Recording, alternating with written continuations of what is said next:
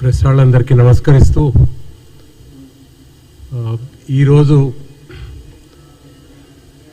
ఈ సంవిధానం పరిరక్షణ ప్రోగ్రామ్ కమిటీది మొట్టమొదటి మీటింగ్ అయింది. ఇవాళ మెంబర్స్ అందరం కలిసి ముందుగా ఈ కమిటీని వేయించినందుకు పర్సనల్గా ఇంట్రెస్ట్ తీసుకొని రాహుల్ గాంధీ గారు ఏదైతే మొట్టమొదటిసారి ఆయనకి చాలా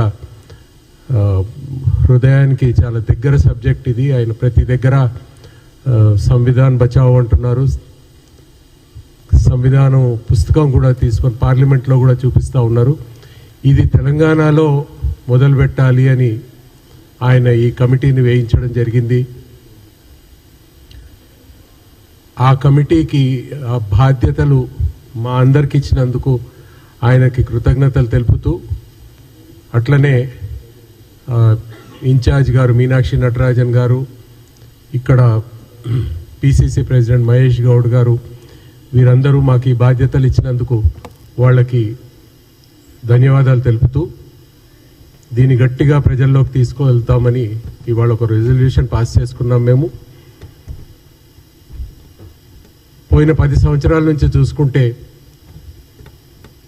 ఆ రోజుల్లో ఇక్కడున్న లోకల్ అప్పుడు టీఆర్ఎస్ ఇప్పుడు బీఆర్ఎస్ ప్రభుత్వమే కానీ లేకపోతే కేంద్రంలో ఉన్న బీజేపీ ప్రభుత్వం కానీ ప్రతి అంశాలలో సంవిధానాన్ని బేఖాతరు చేయడమే కాకుండా దాంట్లో ఉన్న ముఖ్య అంశాలని తొక్కుతూ వచ్చారు. ముఖ్యంగా చూసుకుంటే వాక్ స్వాతంత్రం అన్నది సంవిధానంలో చాలా గట్టిగా చెప్పింది, ఫ్రీడమ్ ఆఫ్ స్పీచ్. దాన్ని కేంద్రంలో బీజేపీ ఎవరు గొంతెత్తినా కానీ వాళ్ళ కింద ఉన్న కాన్స్టిట్యూషనల్ ఏజెన్సీస్, సంవిధానంతో సమకూర్చిన ఏజెన్సీలు, సిబిఐ కానీ ఎన్ఫోర్స్మెంట్ డైరెక్టరేటే కానీ వాటిని వాడుకొని వాళ్ళని సప్రెస్ చేయడానికి ప్రయత్నిస్తూ ఉన్నారు. అది అటు కేంద్ర ప్రభుత్వం అయితే, ఇక్కడ రాష్ట్ర ప్రభుత్వం అయితే మీ గొంతెత్తడానికి వీలు లేదు అన్నట్టు ధర్నా చౌక్నే లేపేసిండ్రు. ఇవన్నీ ఈ కమిటీ వచ్చే ముందే కాంగ్రెస్ పార్టీ కేంద్రంలో ప్రత్యక్ష పార్టీగా పోట్లాడుతూ ఉంది. రాష్ట్రంలో ముఖ్యమంత్రి గారు రేవంత్ రెడ్డి గారు వచ్చాక సంవిధానాన్ని ఎట్లయితే ఆయన పరిరక్షించుకుంటూ వస్తున్నారో ఆయనకు కూడా ధన్యవాదాలు తెలుపుతూ, ఎందుకంటే ఫస్ట్ ఆయన ఏమన్నారు, ధర్నా చౌక్ని నేను ఎస్టాబ్లిష్ చేస్తాను మళ్ళీ తిరిగి అని దాన్ని మళ్ళీ మన చేతిలో పెట్టారు ధర్నా చౌక్ని. అట్లనే ప్రజాభవన్, అది అక్కడ పూలే భవనే కానీ వాటిని కూడా ఏదైతే వీళ్ళు బ్యారికేడ్స్ పెట్టారు దాన్ని విరగొట్టించి దాన్ని ప్రజలకి అందుబాటులో తీసుకొని వచ్చారు. సో కాంగ్రెస్ ప్రభుత్వము, కాంగ్రెస్ పార్టీ రాజ్యాంగాన్ని పరిరక్షించడంలో ముందడుగు వేసుకుంటుంది అంటే ఇవన్నీ మనకు తెలుస్తూనే ఉన్నాయి. ఇది ప్రజల్లోకి తీసుకెళ్ళడానికి ఈ రాజ్యాంగ పరిరక్షణ కమిటీ అనే ఏదైతే వేశారో ఆ బాధ్యత మేము తీసుకొని ఎట్లెట్లా ఏ విధానాలుగా మేము దీన్ని ప్రజల్లోకి తీసుకెళ్లాలన్నది ఇవాళ చర్చించుకున్నాము. త్వరలో దీనికి కమిటీస్ వేసి మొత్తం రాష్ట్రంలో ఆల్రెడీ జై భీమ్, జై బాపు, జై సంవిధాన్ అన్నది నడుస్తూ ఉంది ప్రోగ్రాము. వాళ్ళని మాతోని ఒక మమేకం చేసుకొని దీన్ని ప్రజల్లోకి తీసుకొని వెళ్ళాలి. ఒక లిస్ట్ అవుట్ చేయడము, ప్రభుత్వం ద్వారా ఏవేవి ప్రోగ్రామ్స్ చేయాలి, మేము మా పైన మా భుజాలపైన ఏ బాధ్యతలు తీసుకొని మేం చేయాలో ఇవాళ మొట్టమొదటిసారి కూర్చున్నాము. ఇవన్నీ త్వరలో మొదలు పెడతామని చెప్పి ప్రజలకి మీ హక్కులన్నీ మీకు తెచ్చిస్తాము, మీ రైట్స్ అన్నీ మీకు తెచ్చిస్తాము.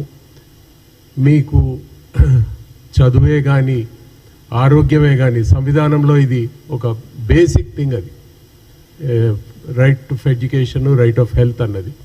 సో అవన్నీ ఈ మిగిలిన 3.5 సంవత్సరాలు ఆల్రెడీ మొదలుపెట్టాం. ప్రభుత్వం రాగానే మొదలుపెట్టాం.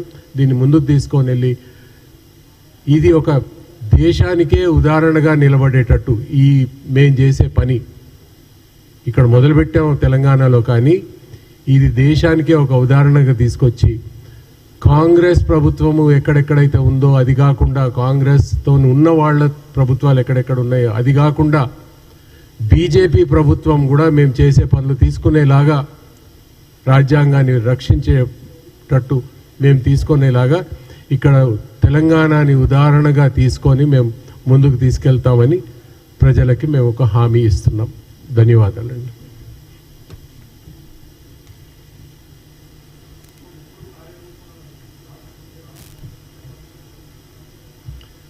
ఈ కమిటీ వారం రోజులైంది వేసి ఇవాళ కూర్చున్నాము. మెంబర్స్, మెజారిటీ మెంబర్స్ అందరూ వచ్చారు. నెక్స్ట్ ఇదేదైతే జై భీమ్, జై పూలే, జై బాపు, జై సంవిధాన్ ఏదైతే ఉందో వాళ్ళతోని ఒక్కసారి కోఆర్డినేట్ చేసుకొని ఈ నెలాఖరులోగా మేము ఇవన్నీ పూర్తి చేసుకొని వచ్చే నెల నుంచి ఈ కార్యక్రమాలు ప్రజల్లోకి తీసుకొని వెళ్తాం.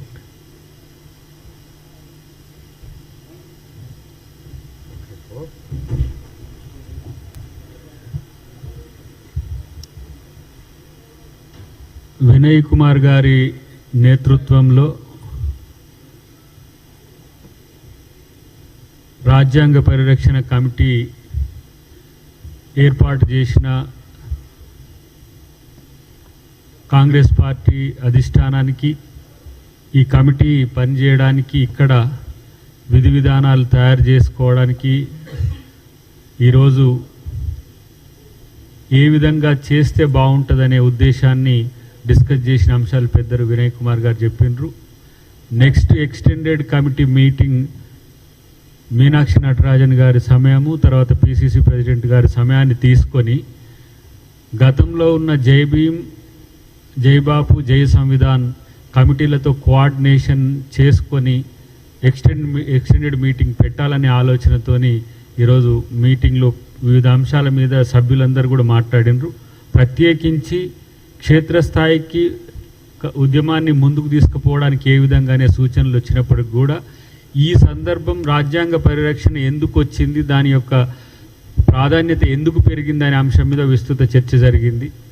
ఈరోజు బీజేపీ ప్రభుత్వం దేశంలో అధికారంలో ఉన్న తర్వాత రాజ్యాంగానికి ప్రమాదం వచ్చిన ఈ పరిస్థితుల్లో రాజ్యాంగ పరిరక్షణ బాధ్యత కాంగ్రెస్ పార్టీ, మా నాయకుడు ఎల్ఓపి రాహుల్ గాంధీ గారు తీసుకోవడం, రాహుల్ గాంధీ గారి యొక్క ఆలోచనలను ముందుకు తీసుకుపోవడానికి కాంగ్రెస్ పార్టీగా మేమంతా ఒక కమిటీని ఏర్పాటు చేసుకున్నప్పటికి కూడా దీంట్లో ప్రజా సంఘాలను, మేధావులను, సివిల్ సొసైటీ నుంచి ఏవైతే ఇంటలెక్చువల్స్ ఉన్నారో వాళ్ళందరినీ కూడా దీంట్లో ఇన్వాల్వ్ చేసుకోవడంతో పాటు ఆదివాసీ, గిరిజననే కాకుండా దళిత, బడుగు, బలహీన వర్గాలకు రాజ్యాంగం యొక్క ప్రాధాన్యతను వివరించడానికి పెద్ద ఎత్తున కార్యక్రమాలు జిల్లా స్థాయి నుంచి, నియోజకవర్గ స్థాయి నుంచి, మండల స్థాయి వరకు తీసుకుపోతే బాగుంటుందని ఒక ఆలోచన వచ్చింది. కాబట్టి దీన్ని ముందుకు తీసుకుపోవడానికి పార్టీగా మేము ఒక కోఆర్డినేటర్గా, ఒక ఫెసిలిటేటర్గా ఉంటూనే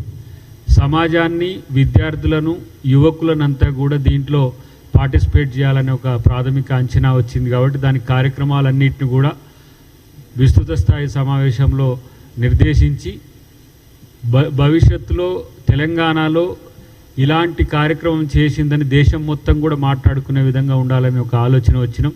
చివరికి రాజ్యాంగ పరిరక్షణ మహాసభ పేరు మీద ఒక పెద్ద ఎత్తున రాజ్యాంగంలోని అంశాలన్నీ కూలంకుషంగా ఉండేటట్టుగా ఒక 1,00,000 పైచిలుకు పుస్తకాలు కూడా ముందుగా పంచాలనే ఒక ఆలోచన ప్రాథమికంగా వచ్చినాం. వాటికి సంబంధించిన వివరాలన్నీ కూడా ఎక్స్టెండెడ్ మీటింగ్లో మాట్లాడుకుంటాం. కాబట్టి బీజేపీతో, బీజేపీ ప్రభుత్వంతో, మోడీతో, లేదంటే ఇలా భారత ప్రభుత్వం రాజ్యాంగ పరిరక్షణ బాధ్యత వహించాల్సింది పోయి ఇలా విపక్షంలో ఉన్న ఈ దేశానికి స్వాతంత్రం తెచ్చిన కాంగ్రెస్ పార్టీ దాని బాధ్యతను తీసుకుంటుంది అని అంటేనే, రాజ్యాంగం ప్రమాదంలో పడింది అని అంటే ఆ దేశంలో ఒక రకమైన సమస్య ఉంటుంది. ఇప్పుడు అదే అప్రకటిత ఎమర్జెన్సీ మాదిరిగా ఏ విధంగా మోడీ గారి ప్రభుత్వం ఉందో ఆ వివరాలని కూడా మేము ప్రచారంలో భాగంగా ముందుకు పెడతాం. అన్నిటికంటే ముఖ్యంగా ఈ మా కమిటీకి తెలంగాణ సమాజం నుంచి మద్దతు కావాలని మీ ద్వారా మేము కోరుతున్నాం. దానికి వినయ్ కుమార్ గారు అతి త్వరలో ఒక ఎజెండాను తయారు చేసి అందరికి కూడా మేధావులతో పాటు ప్రజా సంఘాలు అందరికి కూడా ఒక ఎజెండాను పంపిస్తారు. అక్కడక్కడ ప్రతి ఒక్కరు కూడా పాల్గొని మాకు సహకరించాల్సిందిగా విజ్ఞప్తి చేస్తూ ఈ సమావేశంలో వచ్చిన అంశాలన్నింటినీ రేపు ఎజెండాగా పెట్టి రేపు విస్తృత స్థాయి సమావేశంలో చర్చిస్తామని చెప్పి తెలియజేస్తున్నాం. ఒక మాట అరికల నరసారెడ్డి గారు ఒక మాట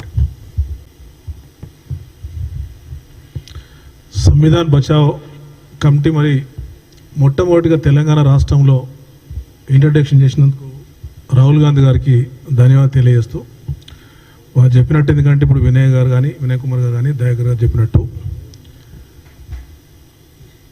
దేశంలో మరి ప్రజాస్వామ్యము ప్రమాదంలో పడ్డది.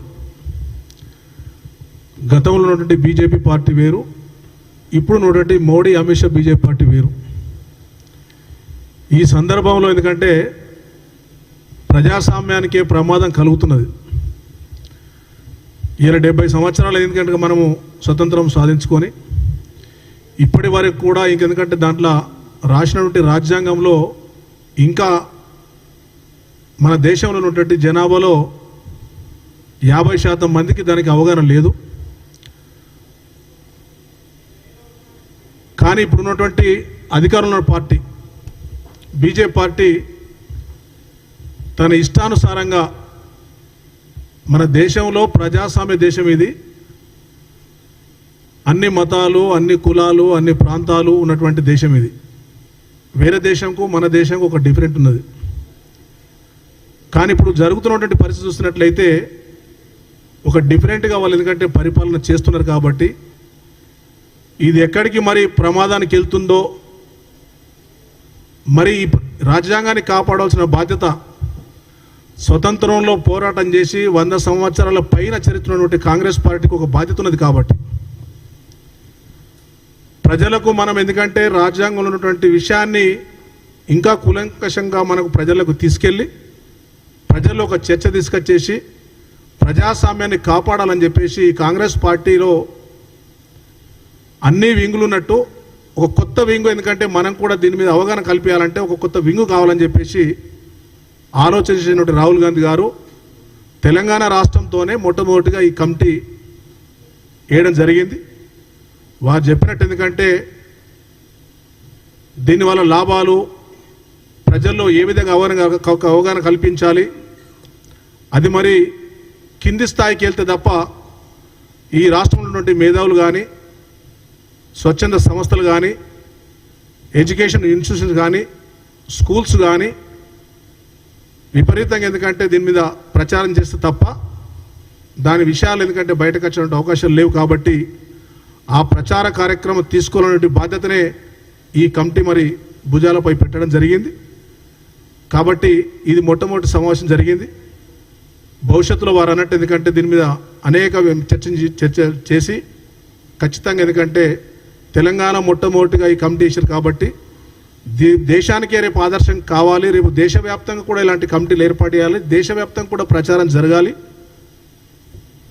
ప్రజలకు ఎందుకంటే తనకు ఉన్నటువంటి హక్కుల్ని ప్రశ్నించినటువంటి హక్కు ప్రతి ఒక్కటి హక్కు రైట్, అది ఆ రైట్ వినియోగించుకోవాలనేది చెప్పడానికి ఈ కమిటీ వేయడం జరిగింది. ఖచ్చితంగా వారు అన్నట్టు ఎందుకంటే పూర్తి స్థాయిలో దీన్ని ఎందుకంటే పెద్ద ఎత్తున ప్రజలకు తీసుకెళ్ళి సక్సెస్ఫుల్గా చేసి దేశంలో కూడా ఈ కమిటీ గురించి మాట్లాడుకునే పరిస్థితి తీసుకొస్తామని కూడా సందర్భంగా తెలియజేస్తూ సెలవు తీసుకుంటాం.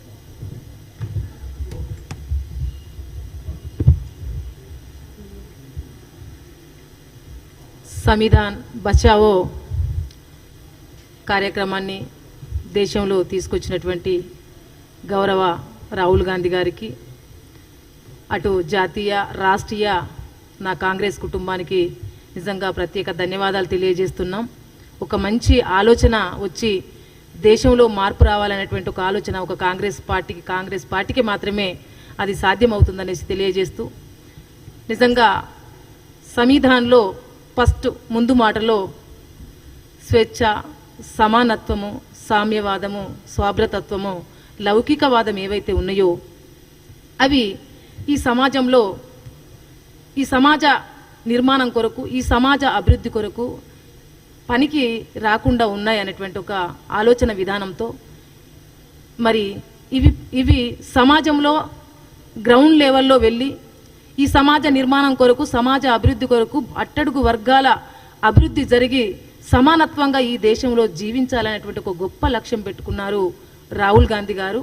అందుకనే అట్టడుగు వర్గాల ప్రజలు ఈ దేశాన్ని పరిపాలిస్తే ఈ దేశ అభివృద్ధి జరుగుతుంది, ఈ దేశ సంపద ఉంటుంది అనేటువంటి ఒక గొప్ప లక్ష్యంతో మరి రాహుల్ గాంధీ గారి ఈ నిర్ణయం తీసుకోవడం అనేది చాలా సంతోషకరమైనటువంటి విషయం. మొన్న అమిత్ షా మోదీ గారు ఒక పార్లమెంట్లోనే అది అసలు మాట్లాడేటటువంటి వాక్యం కూడా కాదు, తను ఈరోజు అక్కడ పార్లమెంట్లో కూర్చున్నారు అంటే అది రాజ్యాంగం ఇచ్చినటువంటి అది గొప్ప విలువ అనేటువంటి ఒక విషయాన్ని కూడా మర్చిపోయి అంబేద్కర్ అంబేద్కర్ అంబేద్కర్ అనడానికన్నా దేవుణ్ణి తలుసుకుంటే బాగుంటుంది కదా, స్వర్గం పోతారు అనేసి చెప్పారు అక్కడ. అంటే ఈరోజు అంబేద్కర్ రచించినటువంటి రాజ్యాంగాన్ని కూడా తీసేసి ఒక రాజరిక పాలనను ఇక్కడ పునరుద్ధరణ చేయాలనేటువంటి ఒక వాళ్ళు అనుకుంటున్నారు. కానీ అది కాకుండా దాన్ని తిప్పి కొట్టడానికే మేమంతా కూడా ఒక కంకణ బద్దులమై ఐక్యంగా గ్రౌండ్ లెవెల్లో దేశం మొత్తంలో సబ్బండ వర్గాలు సమానత్వంగా జీవించడానికి మేము పనిచేయాలనేసి పూనుకున్నాం. తప్పకుండా ప్రజలు బీజేపీ అమిత్ షాకు మోదీకి బుద్ధి చెప్తారనేసి కూడా ఈ సందర్భంగా తెలియజేస్తూ, మరి స్వర్గం అనేది వాళ్ళకు తెలుసు కావచ్చు, నడిచిపోతారా, బస్ తోటి పోతారా, లారీ తోటి పోతారా అని మాకు తెలియదు. కానీ మీ రాజ్యాంగం అనేది అది నిజం, అది కొట్లాడి ఇది దేశ ప్రజల అభివృద్ధి కొరకు తీసుకొచ్చినటువంటిది, అది నిజమైనటువంటిది. కాబట్టి అది ఒక హిస్టరీ, ఒక చరిత్ర, అది అనుభవిస్తున్నటువంటి ఫలాలు అవి. కాబట్టి అది మేము నిజం అనేసి, రాజ్యాంగం అనేది నిజం, స్వర్గం అనేది మాకు తెలియదు, మీరు చూపించండి అనేసి మేము ప్రశ్నించడానికి, అడగడానికి, గొంతెత్తి ముందు నడవడానికి, ప్రజలను చైతన్యవంతులను చేయడానికే మాకు మరి రాహుల్ గాంధీ గారు ఒక బాధ్యతనిచ్చారు. కాబట్టి ఈ సందర్భంగా తెలియజేస్తున్నాం.